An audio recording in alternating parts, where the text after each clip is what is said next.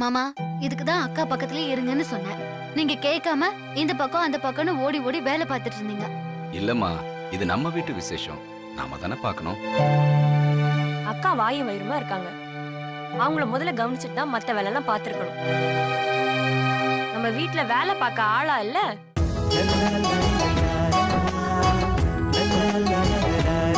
நான் ஏதோ சும்மா தண்டத்துக்கு நின்னுட்டு இருந்த மாதிரி என்ன குத்தி காட்டுறியா? டேய், ஏன்டா கோவப்படுற? நான் தான் பார்த்தனே, நீ உன் பொண்டாட்டி பக்கத்துல இருந்து அப்படியே பார்த்துக்கிட்டே நின்னுட்டு இருந்த. அனுஷ்கா பக்கத்துல இருந்தா அக்கம் பக்கத்துல என்ன நடக்குதுன்னு உனக்கு தெரியாதுல்ல? சரி சரி, ஆளாளுக்கு பேசிட்டு இருக்காதீங்க. தங்கச்சி, இன்னொரு தடவை இந்த மாதிரி எல்லாம் பண்ணாதீங்க. போய் எல்லாரும் அவங்க வேலையை பாருங்க. வாமா. அண்ணே, சாமி ரூம்ல வச்சிருக்கா.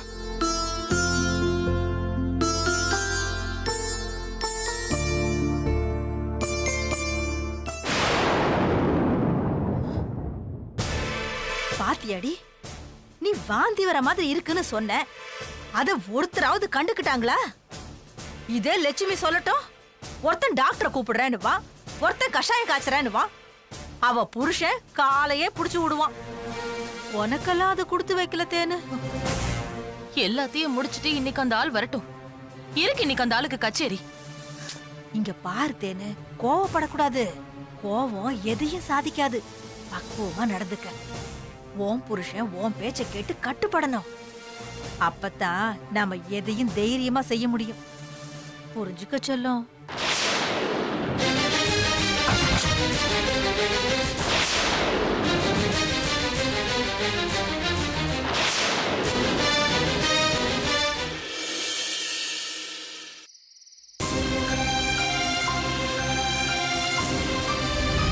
பிரெயின் டியூமரை ஆரம்பத்திலேயே கண்டுபிடிச்சிருந்தா கொஞ்சம் பாசிட்டிவா இருந்திருக்கும். இப்போ ரொம்ப கஷ்டம். இவங்க செகண்ட் ஸ்டேஜை தாண்டிட்டாங்க. மேபி 1 or 2 months தான்.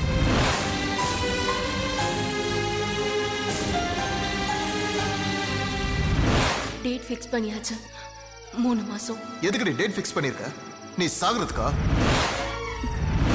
சாகிறது தான் உங்களுக்கு சந்தோஷமா? சந்தோஷ், ஏய் ஆமாண்டி. உலகத்துல இருக்க அன்பெல்லாம் உங்க லட்சம் மேல கொட்டி கூவிங்க. ஒரு ஓரமா ஒரு துளி, ஒரு சின்ன அக்கறை, இதெல்லாம் என் மேல காட்டுக்கன்னு தானே கெஞ்சுறேன்.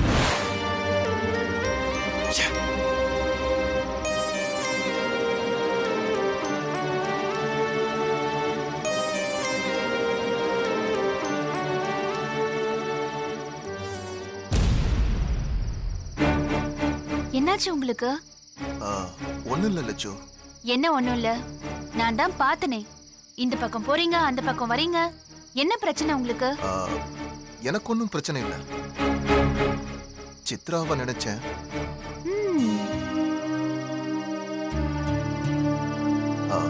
வீட்டுல இருக்கே அந்த பொண்ணு பாவம் இல்ல. முத தடவையா அவ மேல நீங்க பரிதாபப்படுறீங்க. என்ன திடீர்னு? இல்ல,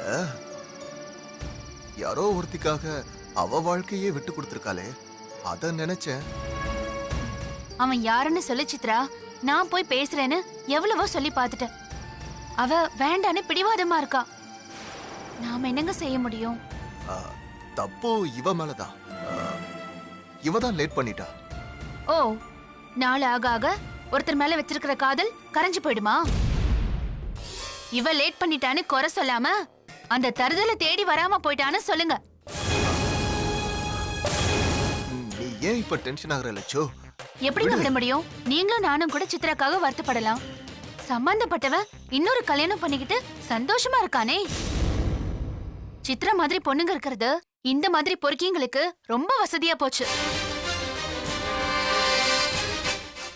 நீ ஒரு பக்கம் இருந்து பாக்குற, நமக்கு தெரியாத இன்னொரு பக்கமும் இருக்கலாம்ல. அது என்ன இன்னொரு பக்கம்? அது அந்த பொறுக்கியோட பக்கம். அவன் பக்கம் என்ன நியாயம் இருக்குன்னு தெரியாமலேயே அவனை பத்தி பேசக்கூடாதுல்ல.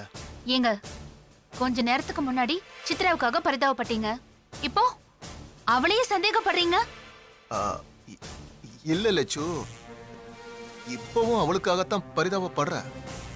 ஆனா எல்லா தப்புக்கும் முகம் தெரியாத அந்த ஆம்பளை தான் காரணம்னு நினைக்காத. அவ ஒருவேளை என்ன மாதிரி யோக்கியனாவும் இருக்கலாம்ல. ஏங்க, அவனை போய் உங்களோட கம்பேர் பண்றீங்க?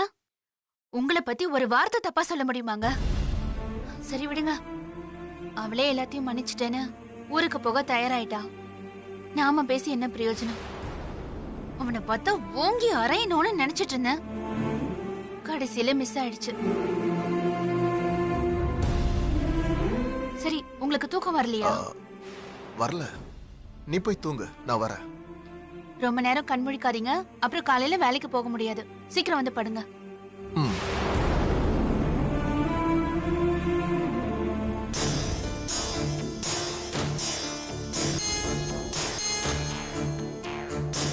ச்சே. இனிமே ஜெனிஃபரை பத்தி இவகிட்ட பேசவே கூடாது. நானே எதையாவது உளறி தொலைச்சிருவேன்.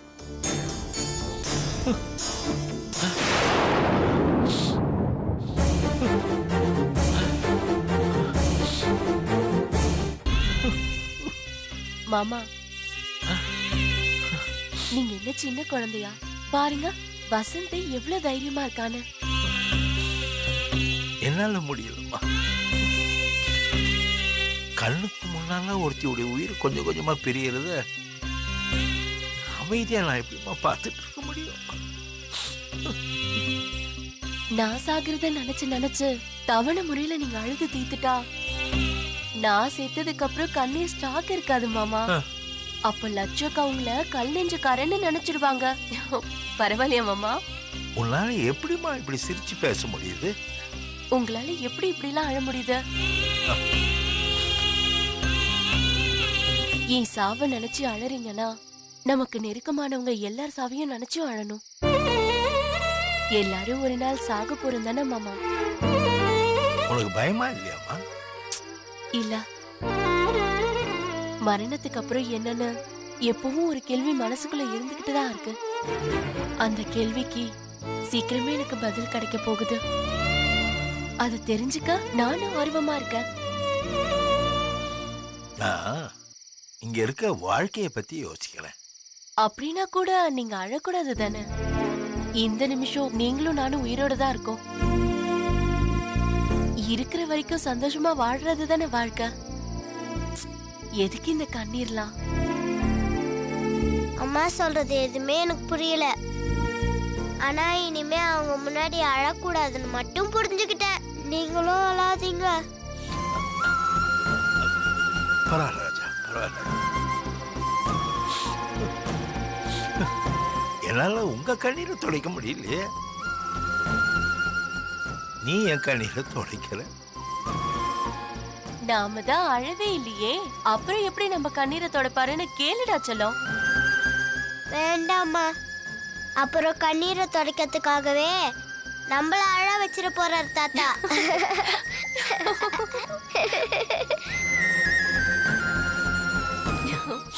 மாமா, சிரிச்சா ஆயுள் கூடன்னு சொல்லுவாங்க. நீங்களும் சிரிச்சா நானும் சிரிப்பேன். சிரிச்சவங்க கூட இன்னும் கொஞ்ச நாள் நான் அதிகமா இருப்பேன். கொஞ்சம் சிரிங்கல.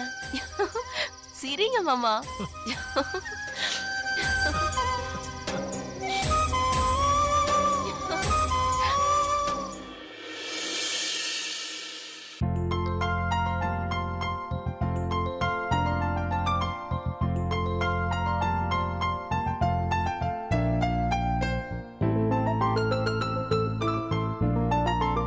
என்ன பண்றீங்க? அக்கவுண்ட் செக் பண்ணிக்கிட்டு இருக்கேன். கரெக்டா இருக்கா? கரெக்டா தான் இருக்கும். ஆனா ஒவ்வொரு தடவை கூட்டும் போதும் ஒவ்வொரு டோட்டல் வருது. அண்ணே அண்ணே, ஆபீஸ்ல இருந்து எல்லா அக்கவுண்ட்ஸும் எடுத்துட்டு வந்துட்டீங்களா? ஆமாண்டா, லக்ஷ்மிக்கு சிரமம் கொடுக்க வேண்டாம், நாமளே செக் பண்ணிடலான்னு எடுத்துட்டு வந்துட்டேன். ரொம்ப கஷ்டமா தான் இருக்கு. ஆமாண்ணே, கஷ்டமா தான் இருக்கும். ஏன்னா இந்த அக்கவுண்ட்ஸ் எல்லாம் ஏற்கனவே லக்ஷ்மி நீ பார்த்து முடிச்சிட்டாங்க. என்னது? என்கிட்ட சொல்லவே இல்லையா லக்ஷ்மி? அதான் சக்தி சொல்லிட்டான்ல எப்பவும் முடிச்சாச்சுன்னு. அண்ணா,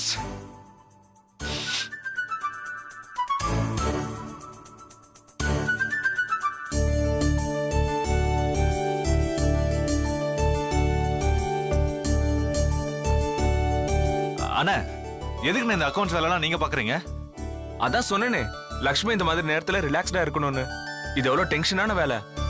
அவர் வந்ததுல இருந்து 2 தடவை தும்பிட்டாரு. யாருமே கவனிக்கலையா? இவனுக்கு கோல்டா இருக்கும். லக்ஷ்மி, நம்ம கிட்ட தைலம் இருக்குல்ல, அதை எடுத்து கொடு. அதெல்லாம் ஒண்ணு வேண்டாம். அவர் முதல் தடவை தும்பும் போதே என்ன பண்றதுன்னு முடிவு பண்ணிட்டேன். நீங்க வாங்க. ஏய் வாங்க. உங்களுக்கு என் மேல அக்கறை இருக்கிற மாதிரி சக்தி மேல அவளுக்கு அக்கறை இருக்கு. பார்த்தது போதும், இதெல்லாம் மூடி வைங்க. ஏய், கையை விட்டுரு. அவங்க முன்னாடி கையை பிடிச்சி இழுத்துட்டு வர அவங்க என்ன நினைப்பாங்க? அவங்க நினைப்பியாவது நம்ம சந்தோஷமா இருக்க மாதிரி இருக்கட்டுமே. இதுக்கு கூட பொறுக்கல. 100 ஆயுசு. ஏய், கையேட்ரி. நான் குழந்தையா இருக்கும் போது தும்பினா எங்க அப்பா இப்படிதான் செய்வாரு. அது குழந்தைங்களுக்கு. என் புருஷனும் எனக்கு குழந்தை மாதிரி தான். என்ன கொஞ்சம் முரட்டு குழந்தை. ஏய், நான் சொல்றேன். எதுவும் பேசாதீங்க. இப்படி உட்காருங்க, நான் வரேன். ஏய், எங்கடி போற? நான் சொன்னது செய்யுங்க. சட்டை கட்டிட்டு உட்காருங்க, நான் வரேன். ஏய்,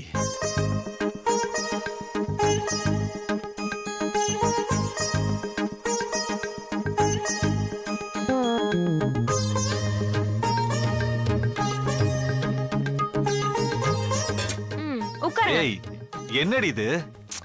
பேசாம உட்காருங்க. ஆமாடி, உட்காருங்க. ஏய், இதெல்லாம் எனக்கு பழக்கம் கிடையாது. பழக்கம் இல்லைன்னா ஜலதோஷம் எப்படி சரியாகும்? உட்காருங்க. ஏய், இதெல்லாம் எனக்கு ஒண்ணும் வேண்டாம். சரியா உட்காருங்க. ஏய், சொன்ன கேளு. எதுக்கு இதெல்லாம் போத்துற? இருங்க. இப்போ நான் தட்டை திறந்த உடனே ஆவி பிடிக்கணும், சரியா? ஏய், ஏய், இந்த ஆவி பட்டு முகத்துக்கு ஏதாவது ஆயிடுச்சுனா? உங்களுக்கு என்னனாலும் நான் உங்களை விட்டு போக மாட்டேன். இதான் உன் பிளானா? வாங்க. ஆயிட போகுது, வாங்க. இங்க பாருங்க, தட்டை எடுக்க போறேன். ஏதாவது பதறி கிதறி தண்ணியை தட்டி விட்டுறாதீங்க. அதெல்லாம் எனக்கு தெரியாது. கைப்பட்டு தட்டி விட்டாலும் தட்டி விட்டுருவேன். அப்ப உங்க 2 கையை எடுத்து ஏன் இடுப்ப பிடிச்சுக்கோங்க. சப்போர்ட்டுக்கு என் தோலை வேணா பிடிச்சுக்கோங்க. அதெல்லாம் ஒண்ணு வேணாம், நான் சமாளிச்சுக்கிறேன். நீ தர. பொண்டாட்டி தானே, கைப்பட்டா என்ன குறைஞ்சா போயிடுவீங்க. எரியுதுரி. அப்பதான் சரியா போகும். விடுன்னு சொல்றல, எரியுதுரி. அப்பதான் சரியா போகும். கொஞ்ச நேரம் சும்மா இருங்க. விடுறேன்ல. சும்மா இருங்கன்றல. எரியுது. ஐயோ வாங்க. அப்பதான் சரியா போகும். ஐயோ, மூச்சு முட்டுது. நல்லா ஆவி பிடிங்க. ஐயோ, ஏய், கழுத்தை பிடிச்சு தள்ளாத, சொன்னா கேளு. விடு. விடுன்னு சொல்றல. நல்லா ஆவி பிடிங்க. ஏய், ஏய்.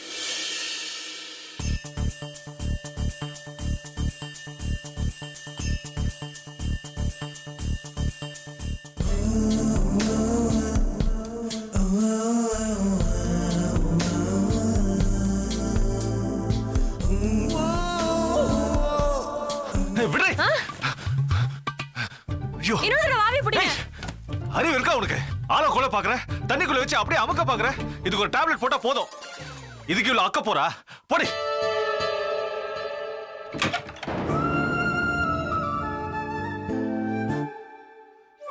மனுஷ உணர்வு கொஞ்சம் கூட புரிஞ்சுக்க தெரியாது ஜென்மம்.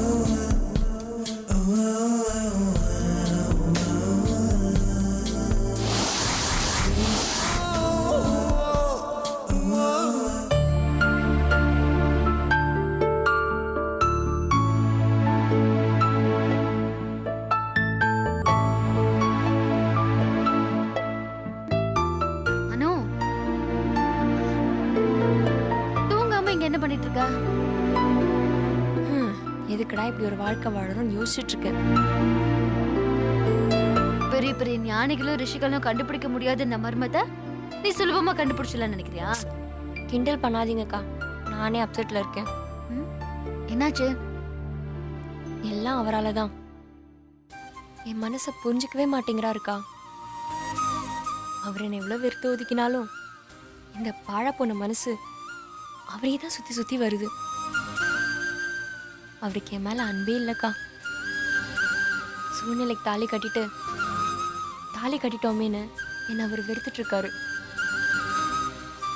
ஃப்ரீசர்ல இருக்க ஐஸ் மாதிரி என் மேல அவருக்கு இருக்க வெறுப்பு உருகாம உடையாம அப்படியே இருக்கு. அதான் நான் எது செஞ்சாலும் அவர் கண்ணுக்கு அது குறையாவே தெரியுது. அதை குத்தமாக்கி என் மனசை குத்தி கிழிக்கிறாரு. உள்ளே நெருக்கும் தெரியற கண்ணாடி பொட்டி மாதிரி கடவுள் மனசை படைச்சிருக்கலாம். அப்படி இருந்திருந்தா நான் என் காதலை வெளிப்படுத்த வேண்டிய அவசியமே இருந்திருக்காது. அவர் என் அன்பை சந்தேகிக்க வேண்டிய அவசியமும் இருந்திருக்காது. என்னோட அனுபவத்துல சொல்றேன்க்கா, காதலிக்கிறது ரொம்ப சுலபம், அதை நிரூபிக்கிறது கஷ்டம். அனுபவிக்கிறது சுலபம், அதை வெளிப்படுத்துறது கஷ்டம். நம்பிக்கை வச்சிருக்கேன்னு சொல்றது சுலபம், ஆனா அதை உணர்த்துறது ரொம்ப ரொம்ப ரொம்ப கஷ்டம். காதல்ல தோத்தவங்களை விட தன்னோட காதலை வெளிப்படுத்த முடியாம தோத்தவங்க தான் அதிகம். அந்த வருஷத்துல தாங்க நான் இப்ப இருக்கேன். எதுக்கு நீ இப்ப இவ்வளவு ஃபீல் பண்ற? சக்தி உன்னை புரிஞ்சுப்பான்னு நம்பு. இன்னும் எவ்வளவு நாளுக்கா நம்புறது? அவரை காதலிச்சது ஏன் தப்பு, அதுக்கு இந்த தண்டனை எனக்கு வேணும் தான். பாவம் சக்தி, அவர் என்ன தப்பு பண்ணாரு? அவருக்கே பிடிக்காத ஒருத்தியோட வாழணுன்ற தண்டனை. என்னால அவரை பிரிஞ்செல்லாம் வாழ முடியாது. ஆனா அவர் நிம்மதியா இருக்கட்டும்னு இந்த உலகத்தை விட்டே போக முடியும். உனக்கே புத்தி இப்படி போகுது? சக்தி மனசுல நீ இருக்கேடி. உன்னை வேண்டான்னு அவன் நினைச்சிருந்தான்னு வச்சுக்கோ, எப்பவோ உன்னை இந்த வீட்டை விட்டு வெளியே அனுப்பியிருப்பான். நீ செய்யற எதையுமே பிடிக்கலன்னு சொல்றவன் ஆரம்பத்திலே வேண்டான்னு சொல்லிட்டு போக வேண்டியதானே? அவன் அப்படியா செய்யறான்? நீ சமைச்சு வச்ச எல்லாத்தையும் ஒரு வாய் சாப்பிட்டுட்டு அப்புறம் நல்லா இல்லைன்னு திட்டினா, நீ வாங்கி கொடுத்த கிஃப்ட எல்லாத்தையும் பார்த்துட்டு அப்புறம் தானே வேண்டான்னு சொல்லிட்டு போனா. உன் மேல இருக்கிற விருப்பம் தான் அது எல்லாத்தையுமே செய்ய வைக்குது. இல்லக்கா, நீங்க என்ன சமாதானப்படுத்துறதுக்கா சொல்றீங்க? அப்போ நான் சொல்றதுல உண்மை இல்லைங்கிறியா? நல்லா யோசிச்சு பாரு, நான் சொல்றதுல உண்மை இருக்கு. உனக்கு நம்பிக்கை இல்லைன்னா சின்னதா ஒரு டெஸ்ட் பண்ணி பார்க்கலாமா? என்ன டெஸ்டுக்கா? இங்க பாரு, எல்லா விஷயத்திலயும் நீதான் சக்தி கிட்ட ஓடி போய் பேசிக்கிட்டு இருக்க. இந்த நிமிஷத்துல இருந்து அவன்கிட்ட பேசுறத கட் பண்ணிடு. போங்கக்கா, ரொம்ப நல்லதா போச்சுன்னு இருந்துருவாரு. அப்படி நடந்துச்சுன்னு வச்சுக்கோ, உண்மையிலேயே சக்தி உன்னை வெறுக்கிறான்னு அர்த்தம். ஐயோ, பயப்படாத. உன்னோட அமைதி அவனால தாங்கிக்க முடியாது. உள்ள இருக்கிற காதல் தானா வெளியில வந்துரும். நீ வேணா பாரு. நிஜமா நீங்க சொல்றதெல்லாம் நடக்குமாக்கா? கண்டிப்பா நடக்கும். போ, நிம்மதியா போய் தூங்கு. நடக்கும்ல? அவருக்கு என் மேல காதல் இருக்கும்ல? போய் தூங்குடி. சரிக்கா, நான் இந்த நிமிஷத்துல இருந்து அவர் கூட பேசல. சரி.